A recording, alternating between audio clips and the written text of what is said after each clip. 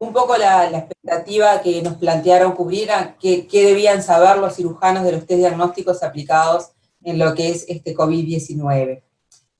Con respecto a ello, repito, vamos a ir viendo qué test diagnósticos son los que tenemos y cómo los podemos aplicar, en qué situaciones clínicas los podemos aplicar, cuáles son validados, cuáles no, y bueno, y lo que va a tener seguramente más importancia es qué aplicación va a tener desde el punto de vista quirúrgico en los preoperatorios, discutir después un poco los preoperatorios, las cirugías de urgencia, de coordinación, cómo las podemos manejar.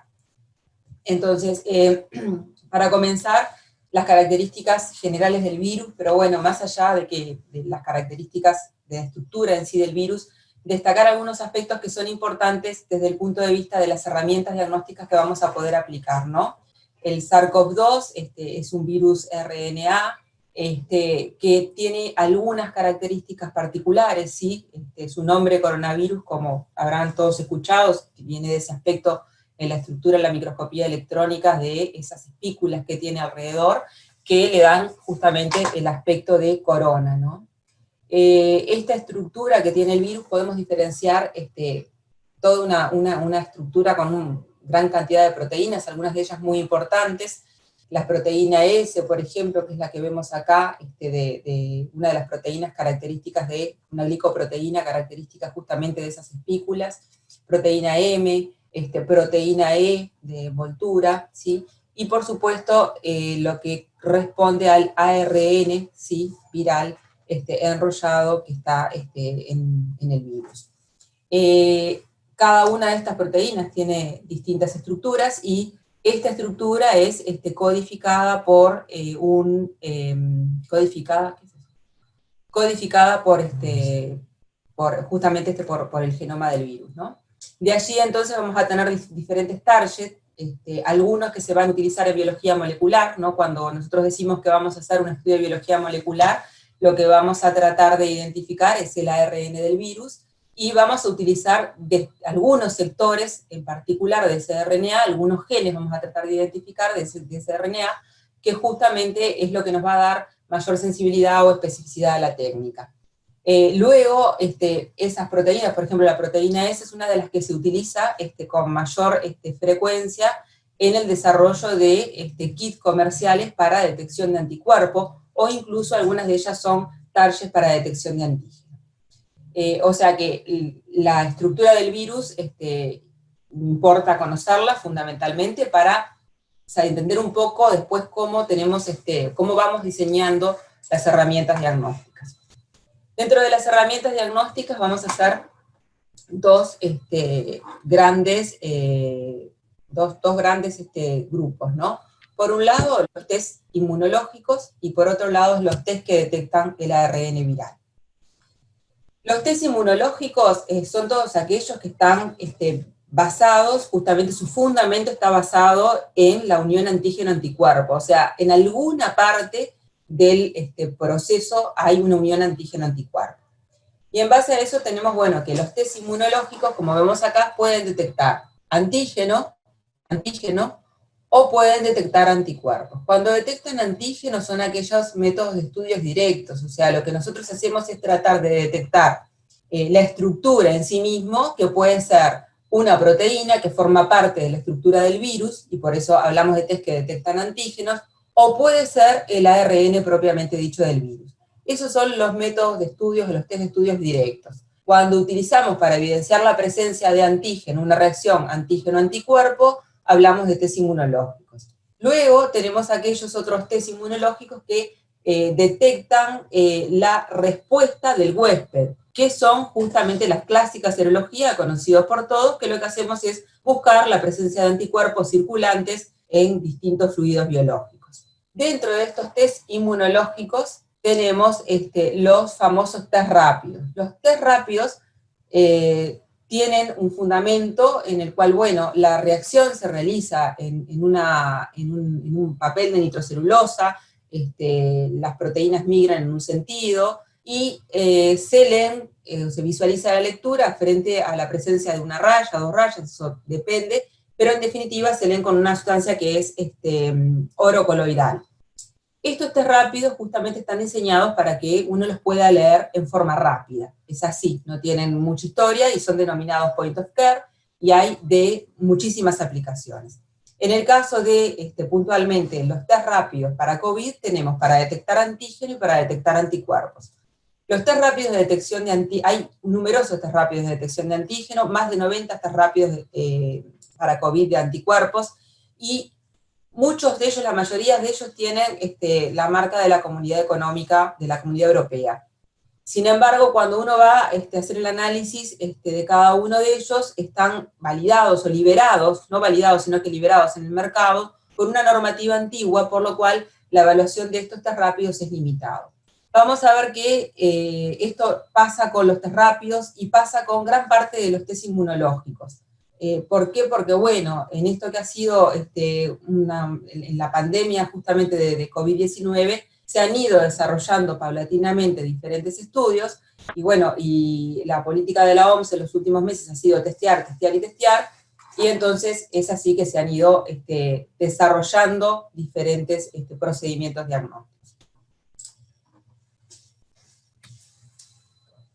Quedó todo rayado. Con respecto a los, si nosotros agrupamos esos test diagnósticos para la infección de COVID, podemos agruparlos en tres grupos: la detección de antígenos virales, ¿sí?, la detección de anticuerpos circulantes, IgG, IgM, IgA, y la detección de RNA del virus mediante RT-PCR en tiempo real. O sea, estos son los tres grandes grupos que tenemos. Vamos a destacar desde ya que la única técnica que está en cierta forma, digamos, avalada y que tiene hasta ahora el mejor desempeño diagnóstico para el diagnóstico de COVID-19 son todos los estudios de detección de RNA del virus mediante RT-PCR. Son todos los que hacemos en las muestras respiratorias mediante este estudio de biología molecular, que, como dijimos, buscamos directamente el RNA viral. Ese es el que está avalado por lejos y ese es el que tiene confiabilidad, como ahora después vamos a ver. Vamos entonces a analizar un poco qué diferencias podemos tener entre una RT-PCR versus la detección de antígeno o la detección de anticuerpo. Y acá lo que tenemos que destacar, o que vamos a destacar, son algunos aspectos que ustedes habrán escuchado que permanentemente aparecen ahora en discusión, en la prensa, a nivel público, ¿no? Y que hablan de sensibilidad y especificidad, ¿no? Y entonces dice, ¿qué sensibilidad tiene la PCR? ¿Qué sensibilidad tiene este test? Entonces, lo primero que queremos marcar es una diferencia entre lo que es sensibilidad y especificidad analítica. Cada uno de estos tests, el test de biología molecular, el de antígeno y el de anticuerpos, tienen una sensibilidad y especificidad analítica, ¿sí? Entendiendo por tal como sensibilidad analítica la capacidad que tiene ese test de determinar determinada concentración o determinada cantidad, por ejemplo, de copias del virus. Esa es la sensibilidad analítica. Yo digo, mi RT-PCR tiene la sensibilidad de 10 copias por reacción, de 50 copias por reacción. Quiere decir que yo detecto a partir de eso, ¿sí? El de antígeno, bueno, digo, mi sensibilidad analítica del test quiere decir que yo voy a detectar 10 microgramos por microlitro de antígeno, ¿sí? Y de anticuerpos, lo mismo. Yo establezco, o el test establece determinada performance desde el punto de vista de lo que va a detectar, de la cantidad que va a detectar. Y la especificidad analítica es justamente la capacidad que tiene ese test para decir que, bueno, que lo que estoy detectando es de ese agente viral, en este caso, y no de otro. Y eso, cuando nosotros nos paramos en la sensibilidad, por ejemplo, de la RT-PCR, ustedes habrán escuchado decir, por ejemplo, que dicen, ¿qué sensibilidad tiene el hisopado nasofaringeo? El hisopado nasofaringeo tiene un 70%. Bueno, ahí estamos hablando de la sensibilidad diagnóstica y no de la sensibilidad analítica. Entonces, ahí la primera gran diferencia que tenemos que marcar. Cuando hablamos de sensibilidad analítica, tenemos que decir que la RT-PCR, por ejemplo, tiene una sensibilidad analítica, ¿sí?, cercana, más del 90%, y una especificidad del 98%, 99%.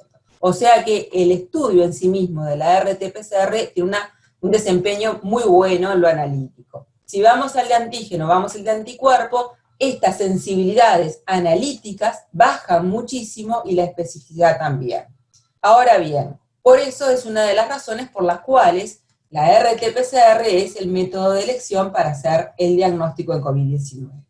Ahora bien, si queremos hablar de sensibilidad diagnóstica, tenemos que tener en cuenta que la sensibilidad diagnóstica es la capacidad que tiene ese método que elegimos para detectar la mayor parte de probables positivos. Y allí, en la sensibilidad diagnóstica, existen otros factores, como la calidad de la muestra, la toma de la muestra, la etapa evolutiva de la infección en la cual yo estoy decidiendo realizar la toma, ¿sí? Y también la prevalencia de la infección en la población.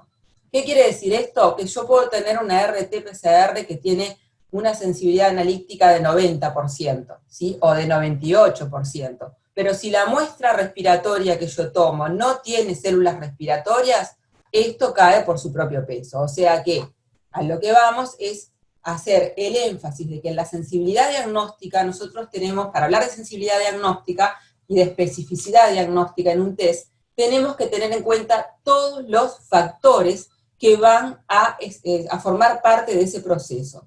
Y en los factores vamos desde lo preanalítico, que es lo que vimos recién, la toma de la muestra, uno de los puntos, cómo se transporta. Yo puedo hacer una toma excelente desde el punto de vista de la calidad y tener una técnica excelente desde el punto de vista de la sensibilidad analítica, pero si la transporto, por ejemplo, en un hisopo seco, sin medio de transporte viral, no voy a poder recuperar ARN viral. O si la transporto en un hisopo con algodón y con un mango de madera, que tienen sustancias que inhiben la reacción, no voy a recuperar ARN viral. Entonces, esto que parece obvio y que nosotros insistimos muchísimo, son causas de falsos negativos, por ejemplo. Entonces, es muy importante destacar que el proceso de laboratorio tiene que tener controlado lo preanalítico, lo analítico y lo posanalítico. Estas son las 3 etapas, y las 3 etapas tienen que verificarse que todo el procedimiento sea correcto. Yo puedo tener un lugar en donde la etapa analítica funciona excelente,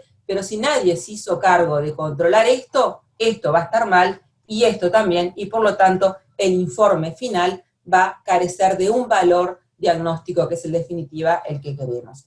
Acá, bueno, están marcados algunos aspectos de las etapas analítica y posanalítica, pero sobre todo de lo que respecta a algunos puntos claves en lo que es la extracción de RNA en la RT-PCR, que después vamos a volver sobre ella porque, como dije, es el método de elección para el diagnóstico.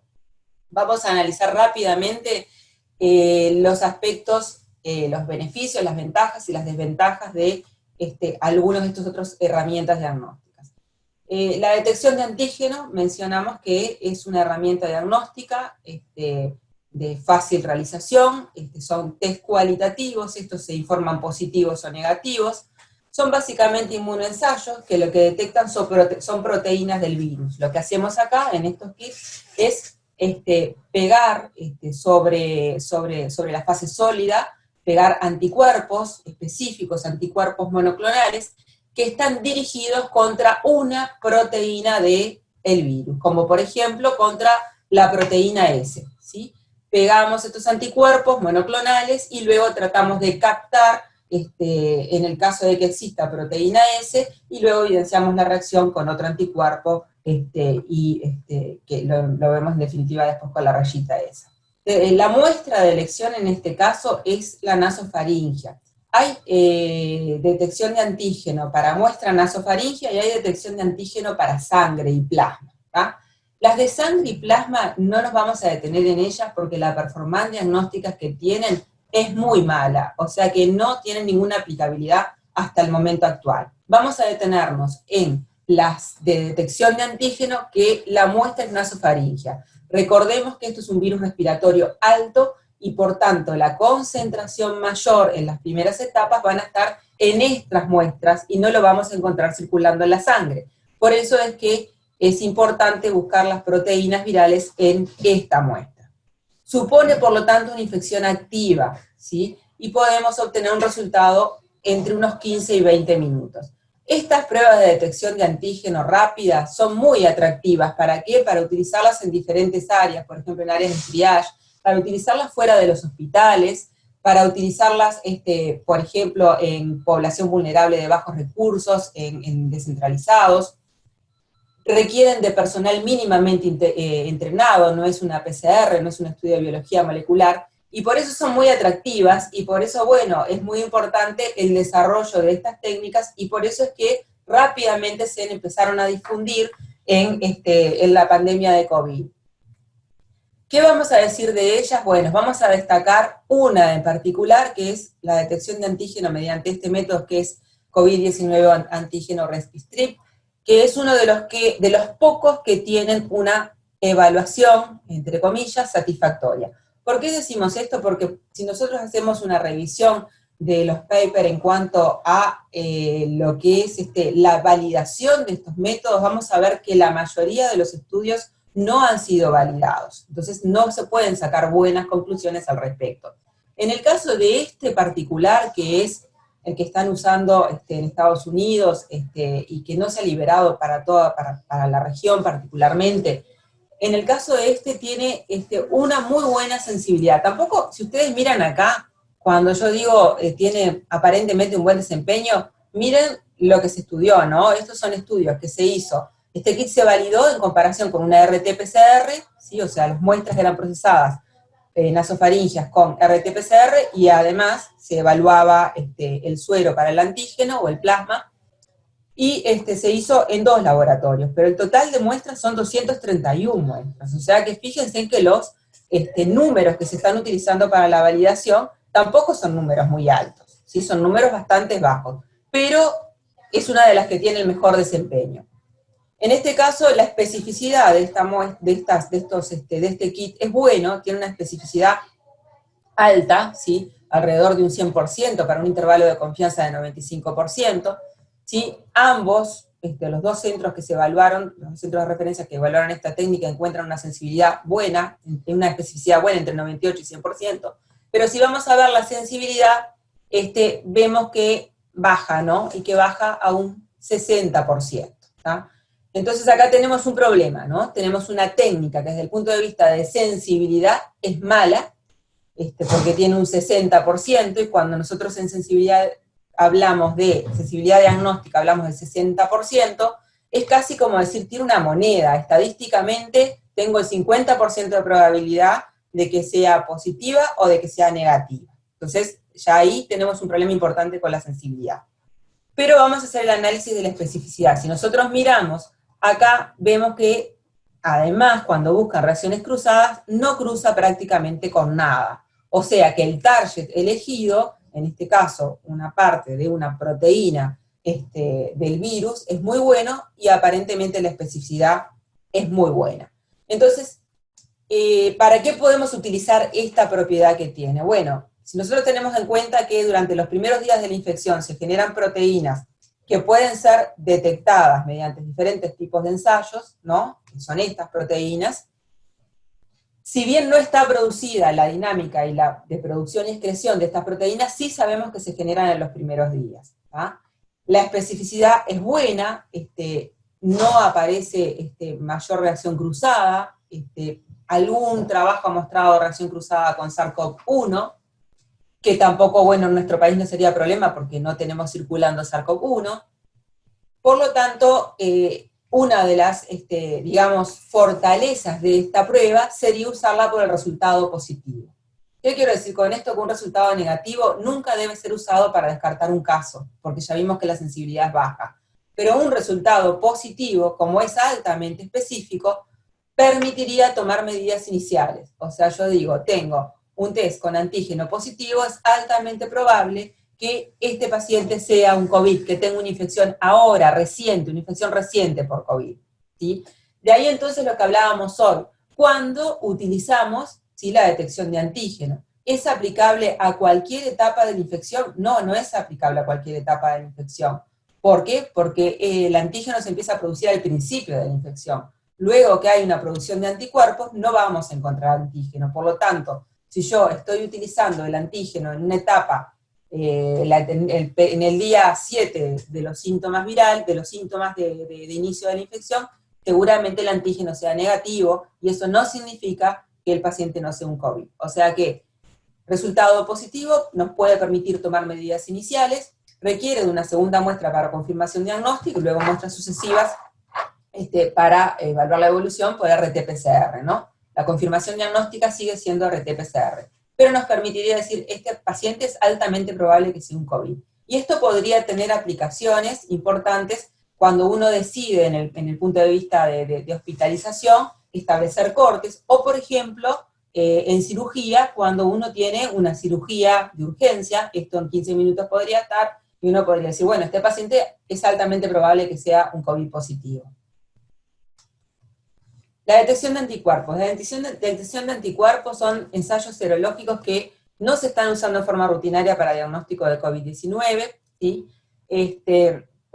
Porque no aparecen en la fase precoz de la enfermedad, empiezan a aparecer durante los primeros 5 o 6 días, al quinto o sexto día empieza a aparecer la producción de anticuerpos de tipo IgM, luego de IgA, y luego, después, empieza a aparecer, ¿no? La respuesta inmune secundaria con la producción de anticuerpos de tipo IgG que permanecen mayor tiempo, positivos mayor parte del tiempo, ¿no? A lo largo del tiempo. Entonces, la producción de IgM, si bien se produce a los 5 o 6 días, tenemos que tener en cuenta que las IgM, ¿sí? La detección de IgM en cualquier infección viral y en cualquier otra enfermedad infecciosa, es bastante frecuente que las M crucen y que las IgM tengan falsos positivos. Y por eso no es que no es de elección tomar una IgM positiva en un cuadro de probable impregnación viral o en un probable COVID, porque puede ser una M positiva de otra cosa. Eso es bastante frecuente que pasa en las infecciones virales. O sea que la IgM tiene poca especificidad. Entonces deberíamos esperar para tener una buena interpretación la aparición de IgG. La aparición de IgG es tardía, por lo tanto no es utilizado mucho en el diagnóstico por lo pronto de la infección inicial y de las etapas iniciales de COVID. La sensibilidad y la especificidad es variable de estos kits de detección de anticuerpos, hay muchísima cantidad en el mercado, y es variable ¿por qué? Porque utilizan antígenos distintos. Recuerdan que cuando hablamos de la estructura del virus dijimos, bueno, proteína S, proteína de envoltura, varias más, ¿no? Y justamente unas utilizan un antígeno, otras utilizan otra proteína, y en base a eso justamente la sensibilidad y la especificidad varía. Varía también dependiendo del sistema de lectura que utilizamos. Si utilizamos un cromatográfico como vimos recién, vamos a tener un estudio positivo o negativo, cualitativo. Si utilizamos métodos más sensibles de medición, como puede ser una quimioluminiscencia, vamos a tener además de positivo o negativo, vamos a detectar concentraciones específicas de ese anticuerpo. O sea que no me voy a detener mucho tampoco en anticuerpos, porque creo que para la etapa inicial del diagnóstico no nos sirven los anticuerpos, no nos sirven hoy. Seguramente en unos meses o seguramente el año que viene tenemos detectados cuáles son aquellos kits de serológicos que tienen un buen desempeño diagnóstico en población probada y seguramente podamos sacar otras conclusiones. Pero lo cierto es que hoy, si nosotros hacemos una revisión bibliográfica, no hay hasta el día de la fecha kits que hayan sido completamente validados para detección de anticuerpos. Están todos en esa fase. Por lo tanto, si decidimos utilizar algún kit de detección de anticuerpos, deberían probarlo en nuestra población con las características de nuestra población. Bueno, numerosos estudios, no nos vamos a detener.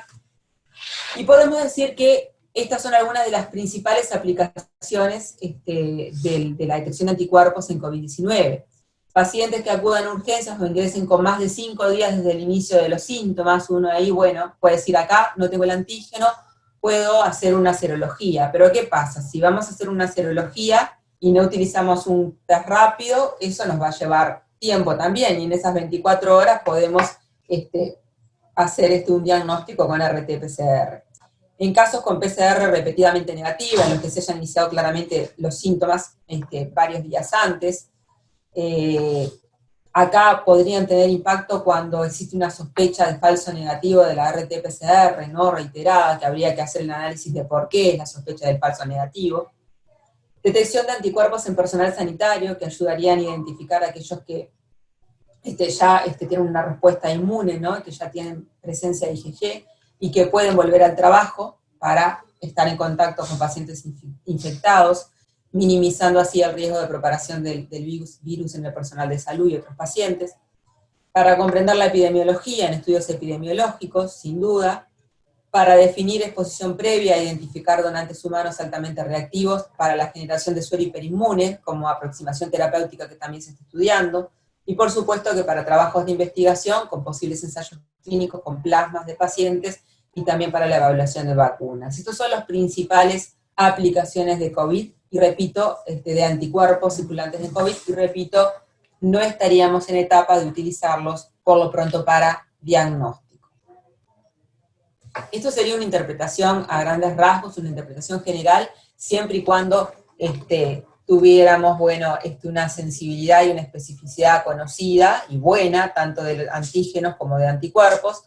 Conocemos bastante bien la de la RT-PCR, y bueno, y esto sería la forma de interpretar cómo aparecería, ¿no? Una PCR positiva, que en general aparece bien al inicio, ya en la fase presintomática. El antígeno puede ser negativo en la fase presintomática, empezando a aparecer los primeros días y de los síntomas. La IgM y la IgG es negativa. Vemos claramente que estos acá, en la primera etapa, en la fase presintomática, no nos sirven. El único que nos podría estar sirviendo es la RT-PCR. Luego, en la fase inicial, ¿sí? Desde el primer día del síntoma, la PCR se mantiene positiva, el antígeno comienza a positivizarse, si bien no sabemos cuándo se positiviza, si en el día 1, en el día 2 o en el día 3, sabemos que al principio empiezan justamente a secretarse estas proteínas. La IgM se positivizaría alrededor del quinto o sexto día, y la IgG en general acá es negativa, empezándose a positivizar después del séptimo día, ¿sí? Las PCR en la segunda y en la tercera fase, que puede mantenerse positiva o negativizarse, acá van a incidir otras variables, ¿sí? Como si el paciente pasó a una fase crítica, si el paciente está en una fase inflamatoria o no. Lo que vemos habitualmente es que se mantiene positiva, el antígeno acá se negativiza, la IgM puede mantenerse positiva, ¿sí? Y la IgG acá ya empieza a positivizarse con más fuerza, ¿sí?